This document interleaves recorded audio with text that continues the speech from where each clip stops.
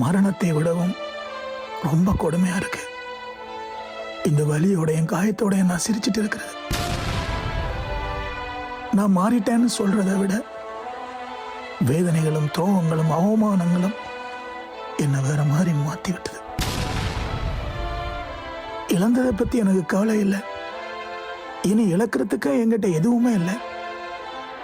ஆனா நான் ஏன் இங்க இருக்கிறேன்னு என்கிட்ட ஒரு பெரிய கேள்வியே இருக்கு. மனசு விட்டு அழவும் முடியல, மனசு விட்டு யார்கிட்ட பேசவும் முடியல.